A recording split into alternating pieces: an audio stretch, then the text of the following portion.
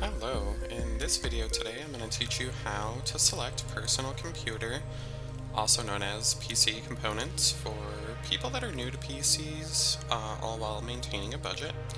Today I'll define terminology as much as I can so that you have an easier experience deciding what makes sense for you or whoever you're buying the PC for. I decided to make this video because I myself am considering an upgrade due to all the new components that are coming out this year. I will list out the steps, which are in no real particular order, and when one step relies on another, due to potential bottlenecks, I will mention that within the topic.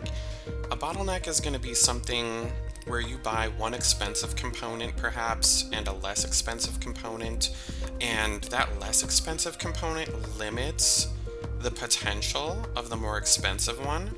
So I'll kind of go over those individually step by step so that way you make sure that you are optimizing and streamlining your performance.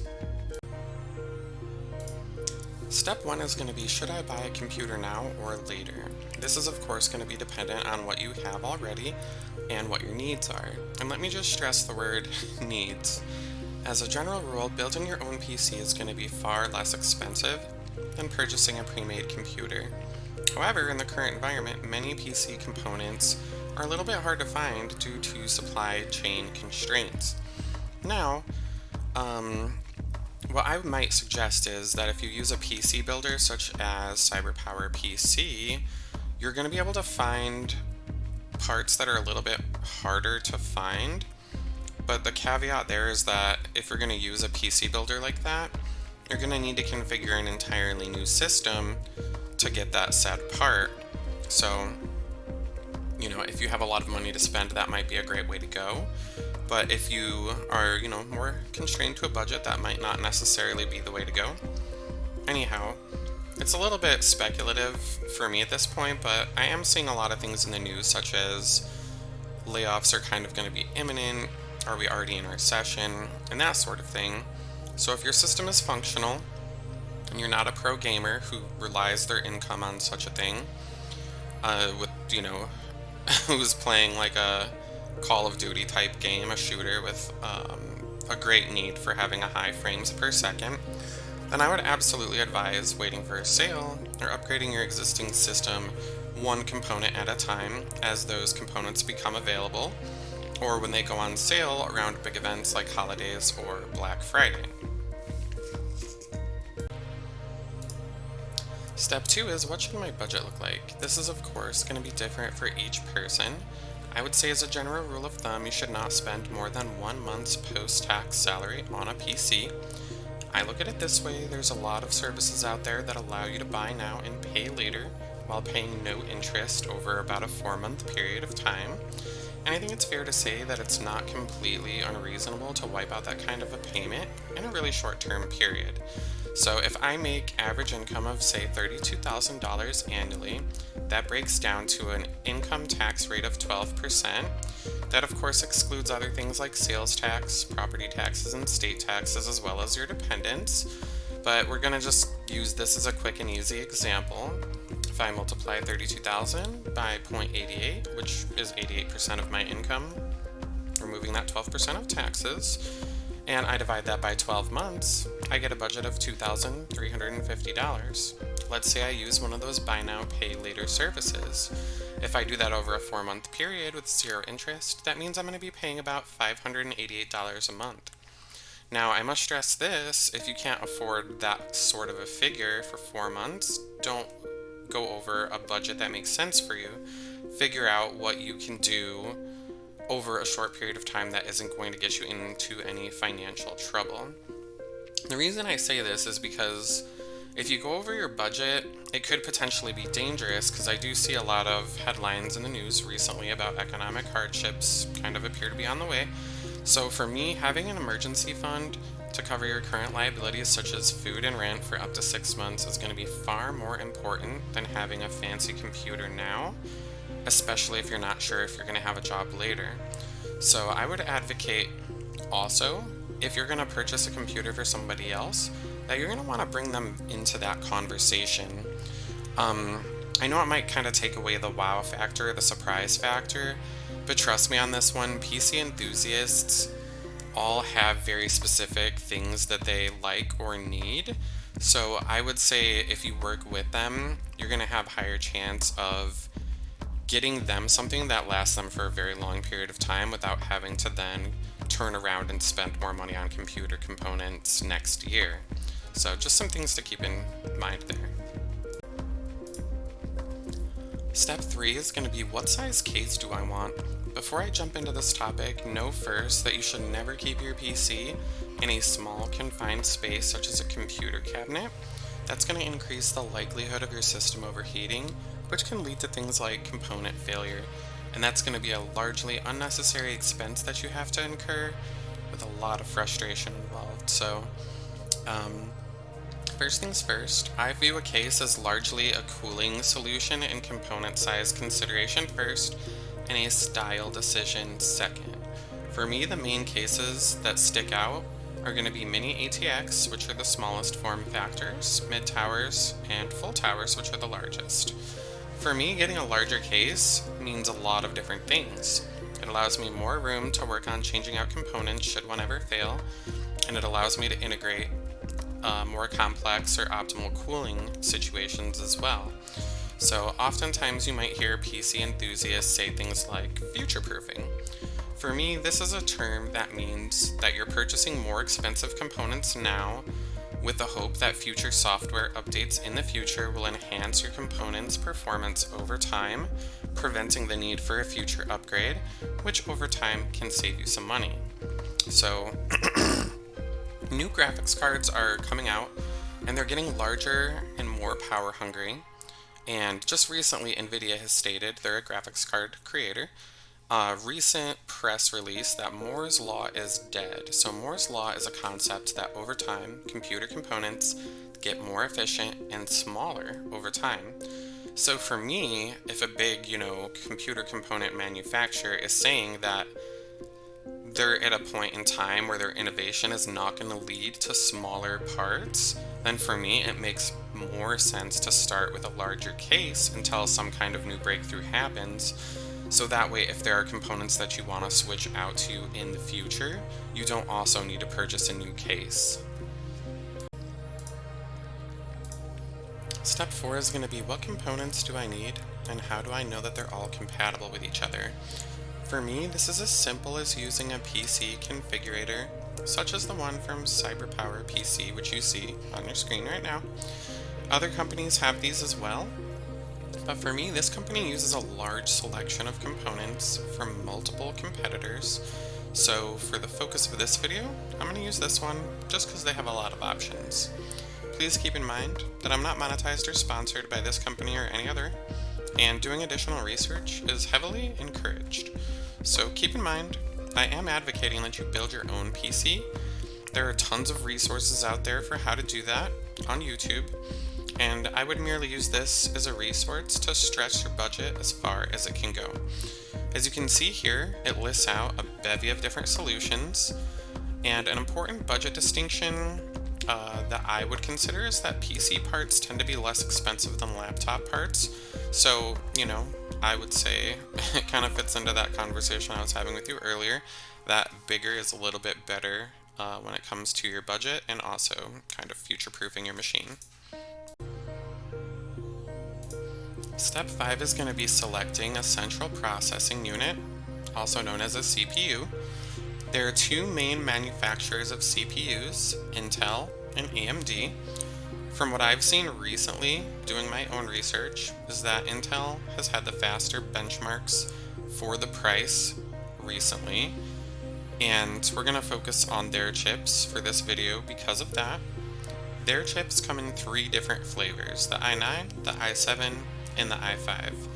Generally, i5 is not going to be a good experience for anybody who's doing video editing or gaming, so I would say right off the bat, we can exclude one of them, which is really nice. It means we have 2 to select from.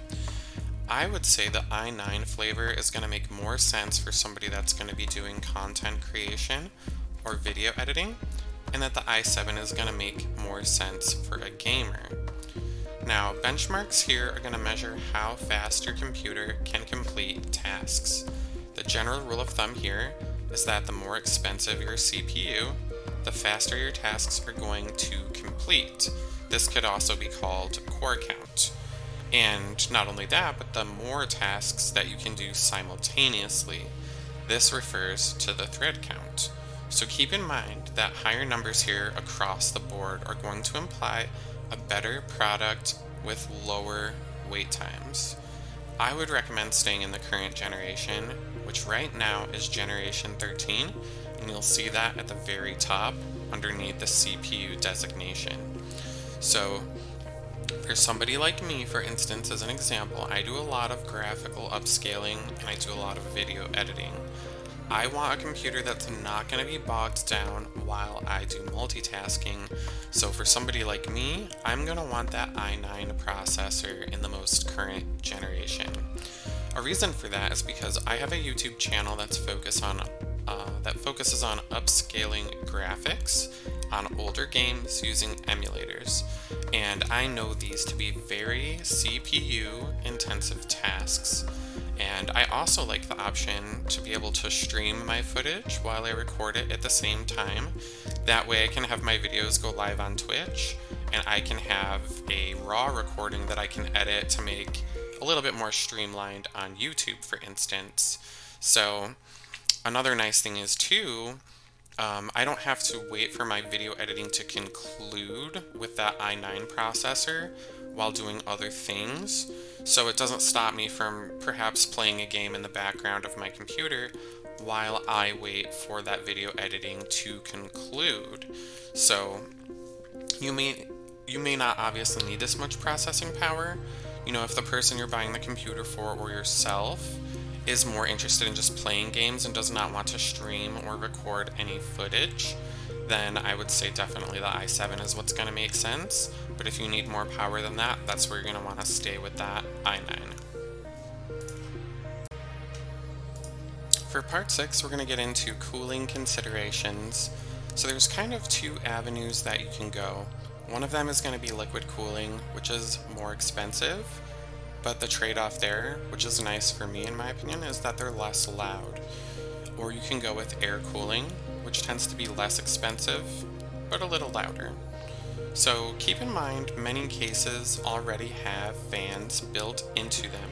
So purchasing extra fans might not be necessary, but it can be a cosmetic choice for people that like the RGB coloring schemes, which just red, green, blue, just those fancy rainbow fans. Anyhow, I tend to think that that's unnecessary from a budget perspective. It's a nice to have, not a need to have. So many cooling options are going to come with a radiator that has its own fans integrated as well. Think of a radiator the same way that you would in a car. The larger it is, the more surface area that it has to remove heat from your case, which is a good thing.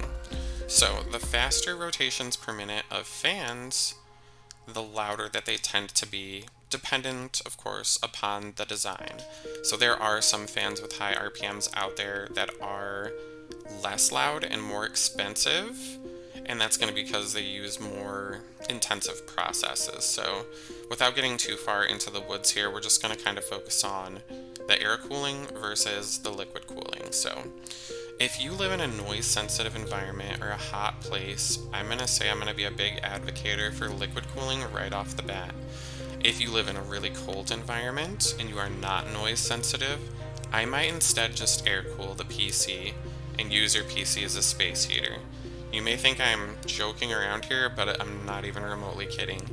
Even with my existing system being liquid cooled, I still use my GPU via hardware virtualization for video editing, and GPUs get really freaking hot. So my computer is basically an expensive space heater.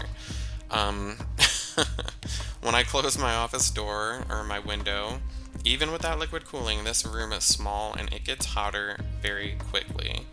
It might sound kind of funny, but the ambient temperature of the room can kind of bottleneck how much heat your system can offload. And this is a reason I have a window AC unit in my office, especially in the summer, to kick that heat out of this room so I don't dehydrate to death. But anyway, for somebody that's doing something very specific like ASMR videos, or they like to have a really sensitive microphone for making content, or just likes to chat with their friends while they play games without having any background noises, I would say that a liquid cooling solution is going to be your best bet. I'm a high advocator of it. I just think it's a little bit of extra expense, but for a lot of convenience, in my opinion. Alright, for step 7, we're going to discuss whether we want to do open cooling versus closed cooling systems. So if you are lazy like me, it is a no-brainer to select a closed cooling system. You can tell what these are literally just by looking at them. In general, closed systems require little to no maintenance, and they last longer than open cooling systems. So we have to maintain it once and a never, and it lasts longer, and they're less expensive also than open cooling systems. So for me personally, it's not really worth diving deeper into the subject unless you have a ridiculously huge budget, you're very tech savvy, or you're simply having somebody else build this computer for you. But before I move on to the next topic here, these closed systems, they have that little square with a rectangle and 2 to 3 fans. The open systems, you're going to see all these tubings, and you actually have to bend and arrange that tubing yourself. And if you're thinking that adding liquid to an electronic device might be a little bit dangerous or damage your other components, you're right on the nose here. So that's why I'm kind of steering you away from doing these sorts of solutions, unless A, someone else is building it for you, or B, you're just really tech savvy. Step 8 is going to be selecting a graphics card. This is also known as a GPU, and I'm also going to talk to you a little bit about cables and monitors. This tends to be the most expensive component in your computer build, and the more expensive the card, the general rule of thumb here is the better that it is cooled, and the more frames a second that you get while you're playing your games. Now, I've heard a lot of people be very snobbish when discussing this topic, so here I'm going to be going a little bit into the weeds to briefly explain the possible places where you can bottleneck these frames per second. And that of course means that you're hindering your performance by failing to get components that are compatible with one another. So first of all, I want to talk about cables. If you're using older HDMI or DisplayPort cables that may have come with like your PlayStation 3 or a really old monitor you had laying around, then you might be limiting not only the resolution that your monitor can output, but also those frames per second. Another important thing to keep in mind is if you're using a monitor that's only capable of a refresh rate of 60 frames per second, this might be listed on your monitor's box as 60 Hz, then do understand that buying more expensive wires or a more expensive graphics card are not going to make your monitor be able to perform better.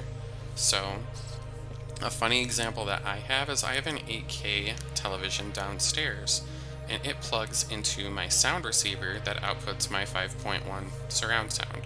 My receiver doesn't have HDMI 2.1 out. So what that means is that if I use my receiver as an output, that I'm not going to be able to watch 8K on my TV, and I'm not going to get the frames per second that it's actually capable of achieving because I'm bottlenecking it through my sound receiver. So one way that I personally get around that is I Bluetooth my TV to my sound receiver so that I'm not bottlenecking it in that way, and then I actually wire my components directly to one another. Like let's say my PS5 directly to the TV versus going through my sound input device. But I'm bringing this up here because largely your graphics card is responsible for the frames per second that your PC can bring to the table. And if you go off, like I said, and buy that expensive graphics card capable of outputting those high frames per second, and you don't have a monitor that can keep up with it, then you've wasted your money on that graphics card. If you haven't bought cables that are compatible with delivering the speed that your GPU is outputting, you've also wasted your money on that graphics card. So these are all very important things to keep in consideration. Another thing that I like to kind of throw out there is that most opticians agree that the higher the frames per second, the larger the diminishing return to the human eye above 60 frames per second. Not only that, but the higher frames per second that you seek, the bigger your budget needs to be. So what I would do is I highly recommend Googling the benchmarks of any graphics card that you're seeking to purchase and comparing it to the games that you actually play. There are tons of examples on YouTube with side-by-side videos showing what a game looks like on different graphics cards. However, please do note that if your current cables or your monitor or your GPU are not capable of delivering the resolution that they're showing to you, on your monitor you're likely to see no difference because your current machine is incapable of outputting them to your monitor. So here, doing your research is going to be paramount, and I highly recommend you use bar charts instead of using people's side-by-side videos on YouTube. Now, this might be a little bit snobbish of me, but I have never used an AMD graphics card, so I'm a little bit more experienced with the NVIDIA graphics cards. And as you can see here, I selected by feature 4K resolution, and I selected 3 of the graphic card generations. So with NVIDIA, the generation is the first 2 numbers. So it's 10, 20, 30, and 40. So if you're looking to get anything into the 4K realm, you're going to want to be in the 30 to 40 generation. If you want high frames per second, you're definitely going to want to be in the 40 generation. If you have a very expensive, nice monitor with a high refresh rate that's capable of higher resolutions such as 4K and 8K, then definitely you're going to want to, have the expensive monitor that you bought be able to actually, show you the frames per second you paid for with that monitor. So those are important considerations for sure.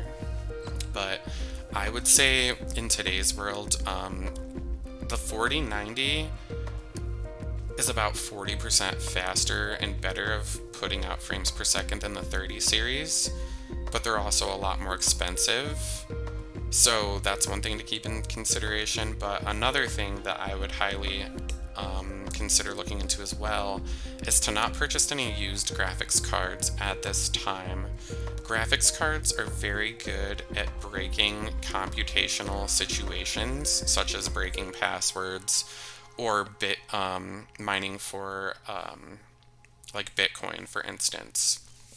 So if you get a used one that was in a farm used to, all day and night mine for Bitcoin, then you might get a card with reduced performance because it's been, how do I describe this? It's been ridden really hard. It's like buying a used car that used to be a rental, Some people, it's not their car. They don't treat it like they would their own car because they only have it for a couple of days sort of situation. So I would really say that at this point in time, it makes a lot more sense to buy something that's new as opposed to used. In part 9, we're going to talk about the power supply unit. This is also known as a PSU. The main thing to consider here is how much power will my components use. As a general rule, you'll find that it's easier to work with power supplies that are quieter and can supply more power to your components than you actually need at the current point in time. So the heaviest power user is going to be your GPU, with your second highest power user being your CPU. When doing your research, I would simply Google the power draw that your GPU is going to need to optimally perform, as well as your CPU. I would add those two things together, and then I would multiply that by 1.2, so that gives you a 20% higher threshold than those two components together. And the reason I suggest this is it kind of goes back to my future-proofing example. An ideal system is going to be better than it needs to be now to allow for component changes over time so that you don't have to change multiple components, you just have to change that one component. So that's gonna, I think, help you stay inside of your budget and offer you the ability to upgrade your computer over time without having to spend additional monies on those different components. I would really highly recommend that you get a modular power supply unit, as they're very easy to take apart and assemble as well. So keep in mind, if you upgrade your power supply at any time, you're going to want to take all of the cords in that power supply out of your computer and change them to the new ones that come with your new power supply. So another consideration I see some people kind of get into the weeds on is whether they should get a bronze, gold, platinum, or titanium power supply. So the first thing, if you just Google platinum versus gold PSU, you're going to see here that this difference is minimal, and it takes a very long time for the money saved on energy to make up the extra cost of those more expensive power supply units. So for me, it's not going to make any sense to get a more expensive power supply unit than we need. What I would actually suggest is, if there's a power supply unit on the list that you think that you're going to like, then I would Google that product on Newegg and look at the reviews. If it has like a close to 5-star rating, then I would say you're good to go as long as it meets your power needs. However, if you see that it has really bad reviews, I would definitely stay away from that. So let's just, for instance, take this one and take a peek at it. So Amazon's rating it a 4.3, Newegg's rating it a 4, and it's a little bit more of an expensive power supply. I'm seeing that we're going to have different options here that are less expensive that still give me that same wattage. So I might just go through these one by one and do the same thing over and over until I find one that's a little bit closer to, a 5 out of 5 on that rating. In step 10, we're going to talk about random access memory. You might also see this referred to as RAM. Think of RAM as a PC's short-term memory. It's whatever you're working on right now. This is measured in two different ways: the capacity and the speed. So capacity is going to be measured in gigabytes. Your speed is going to be measured in megahertz, and that means 1,000,000 cycles per second. So without getting too convoluted, I like to think of it this way. The larger the gigabytes of RAM that I have, the more applications I can have running at the same time. The faster the speed that my RAM offers, the quicker my load times are going to be. So that's going to be reduced latency, aka the time that you spend waiting in real life for your computer to finish those tasks. So the speed of the RAM can be bottlenecked by your chipset. That's also called your motherboard. And I'm going to get into that a little bit more below because I feel like it fits that section a little bit better. For gaming, I'm going to tell you that I have not seen a compelling reason to have any more than 16 to 32 gigabytes of RAM. And for video editing, having anything more than 32 to 64 gigabytes of RAM is where you're going to want to be. I would say that if you're playing games that are extremely intensive, such as, like Cyberpunk 2077, you always want to be playing the latest and greatest AAA titles that are out there, then you're going to want to lead to the higher end of that spectrum on gaming, which is that 32 gigs of RAM.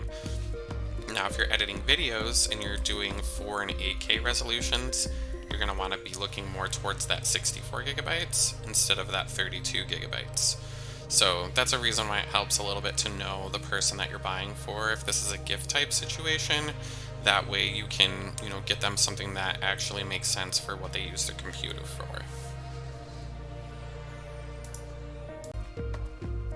Another important distinction with RAM is that right now we are kind of transitioning from DDR4 into DDR5 territory. In my personal experience, I have not seen necessarily a reason to upgrade to DDR5 at this time, unless you just have a ton of money to throw around in your budget. And the reason for me that I say this is because the 13th generation Intel chipsets are going to be able to handle both DDR4 and DDR5 RAM. So if you're wanting to save a little bit of money and you have an existing build and your current RAM is meeting your needs, then I would just say drop your RAM off into your new motherboard when you do your new build and see how it goes prior to spending all that huge amount of money to be an early adopter for DDR5 RAM. In step 11, we're going to be talking about storage. I like to think of this as long-term memory. Like RAM, this can be measured in the same ways as above: capacity and speed. Capacity is not going to change here. It's going to be listed in gigabytes. The higher the gigabytes that you have on your drive, the more games and applications, music, multimedia, etc. that you can fit on that hard drive all at once. Speed is going to be a little bit different here, as it's going to measure how quickly the drive can read existing data when opening a game or application. This is also going to help keep your load times low for a gamer, and or how quickly your drive can write data to the memory, which largely impacts the speed of transferring data between drives or download times, for instance. So I use slower storage, such as a hard disk drive, also known as an HDD, for things like my movies and music, as they don't need to be recalled very quickly. I personally use an NVMe solid-state drive for my boot drive, which contains your operating system, which most people are going to have Windows. So the reason I do that is because it limits the amount of time it takes my computer to boot up when I need to shut it down or restart it. I'm very impatient, I guess is the best word, when it comes to having to wait for really long load times. So I tend to think that my budget is best allocated alleviating that potential pain point for myself. So right here in these different categories, you can see, like, for instance, this card right here, this WD Black series, it has a R/W here, that's the read or write. So the fastest it can read your files is going to be 5.15 gigabytes per second, and the fastest it can write files to that drive is going to be 4.85 gigabytes per second. So if you don't have internet that's capable of downloading at 4.8 gigabytes per second, which most of us definitely don't have, for instance, like in my region, Cox is the big competitor out here. Cox's best download speed is going to be 1 gigabytes per second. So if I have a drive that I need to download things really quickly, I'm going to want to make sure I have at least 1 gigabyte per second here when I'm downloading those files. Otherwise, I'm bottlenecking what's actually happening. If my computer can download it faster than my hard drive can write it to the disk, then I'm losing that time there because there's an incompatibility with those two realities, if that makes sense. Now, if I had fiber optics, like Google Fiber, which I know is available in some areas, I might damn well be able to achieve that speed, but it's still very unlikely. So, for a budget conscientious person, I would say that if you do a lot of downloading off the internet, make sure that that write speed, that's the second speed, is at least 1 gigabyte per second, which would be 1,000 megabytes per second at the very least. But keep in mind that that's not the only thing to consider. If we're playing a lot of games or we're impatient like I am, my computer is going to load things up quicker and my computer is going to boot faster regardless of the internet. So for me, I've used WD Black hard drives and SSDs in the past. I think they're great. They don't ever break on me. So that's just where I would go if I was building a computer right now. In step 12, we're going to talk about your motherboard, aka your chipset, and some considerations with internet speed. The most important thing here to consider is that your chipset will only be compatible with either Intel or AMD CPUs, not both at the same time. Another thing that's important for me, for instance, is that the new chipsets are actually backwards compatible with DDR4 RAM. But that's only true in the case of Intel CPUs. So it goes back to what I was saying before earlier in the video, where you can just take your RAM out of the slots in your existing computer and move them over to your new computer, and that can actually save you some money if you don't want to have a really high budget for your computer. Because like I was saying before, that DDR5 RAM is largely kind of untested and unproven for how much more expensive that it currently costs. So anyhow, a motherboard is going to determine how many maximum accessory slots that there are going to be. So these accessory slots can be filled with things like a capture card, a sound card, or a Wi-Fi card if your motherboard does not already have integrated Wi-Fi. If you want to mix and edit music and listen to very high quality audio, you'll likely want to fill one of those accessory slots with a sound card. Do you want to record video game footage or edit videos? You might want to allocate one of those accessory slots to a capture card. Did your motherboard not come with integrated Wi-Fi? Then you're definitely going to want to allocate one of those slots for a Wi-Fi card if you don't have the ability to connect your computer via Ethernet. So the motherboard is also going to determine how many slots it has for hard disk drives and NVMe or solid state drives. Typically, even the newer, more expensive motherboards only have one slot for an NVMe solid state drive, so that's something to keep in mind. Another thing that's important to look at is a motherboard tends to be better, more, goodness, I'm just going to stop that there and it tends to be the case that the more expensive the motherboard that you have, the better it is at cooling and the longer that they will last because they use higher quality components. I typically choose a motherboard with integrated Wi-Fi so as not to waste an accessory slot on a Wi-Fi card. Some of the more expensive motherboards also integrate high quality audio, which might save you another slot as well. The motherboard is one of those components where bottlenecking is a massively important consideration.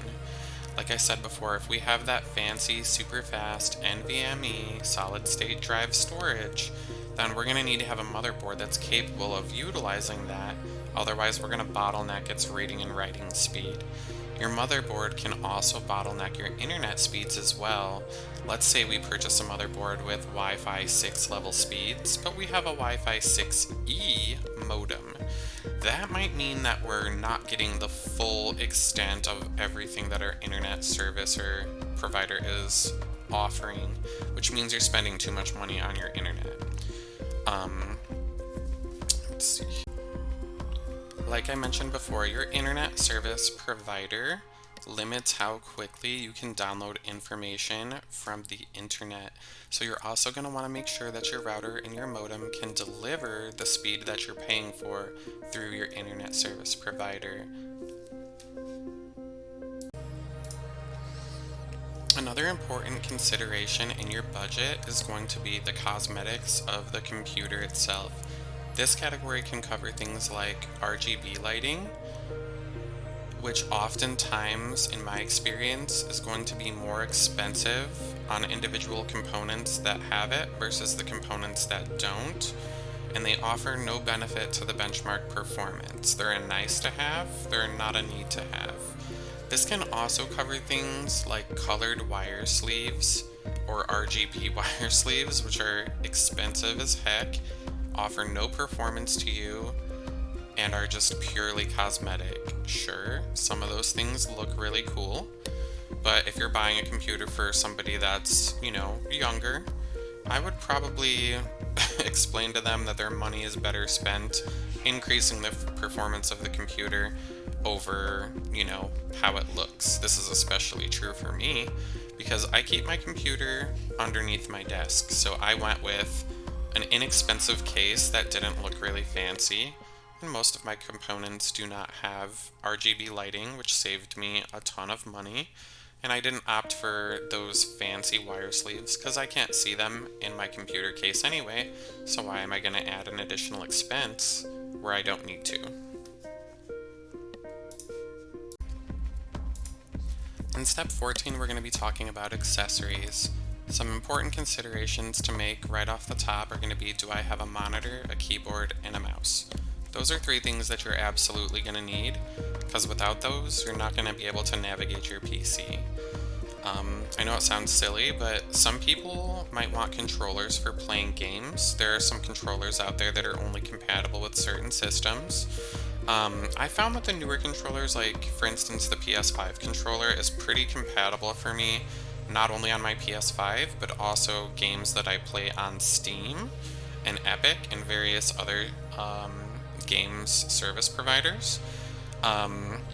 I would say the most compatible controller is going to be a wired Xbox controller, and that's just simply because Microsoft owns Xbox, and I found those are just simply plug and play.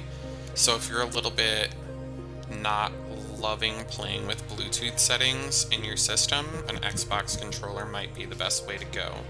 And the reason I say I'd rather have a wired one is because I don't want to constantly be messing around with recharging batteries, taking batteries in and out, that sort of a thing.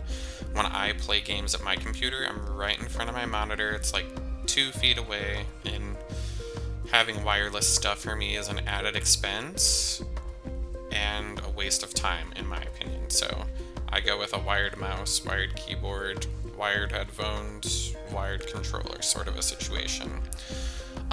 Another thing that you might want to look into is headphones or speakers for outputting your audio, or perhaps a sound bar if you want really high quality audio, maybe even a subwoofer. You know, these are all nice to haves, not need to haves. Like for me, I had that example earlier where I said that I have like my sound system downstairs connected to my 8K TV. Like, that's not something that I need to have in my computer room, aka my office. You know, it'd be a really fun thing to have if I was rich and I had infinite budget to play with, but that's not my reality at this point in time. Another thing might be having a microphone, that way you can talk to fellow gamers, whether that's, you know, allocated inside a headset like mine, or a standalone microphone if you have a really quiet room. But what I've found is that those standalone microphones not only tend to be expensive, but largely unnecessary, especially if you have background noise in your house like I do, because I have 2 dogs. Sometimes I'm running my AC in here when it gets hot when I'm running video editing as well, so just little things to kind of keep in mind if you're going to be adding some extra bells and whistles, if this is a gift, or, you know, you need new peripherals to do content creation or play some new kinds of games, that sort of thing. Anyhow, there's also a bevy of external accessories, such as like maybe a DVD burner. You can use that to have cheap backup storage discs, or you can get an external hard drive, that sort of a thing. You might also want a webcam for making videos and that sort of a situation. So there's just a ton, millions probably, of different kinds of accessories for your computer. So I would say those are on a need to have basis.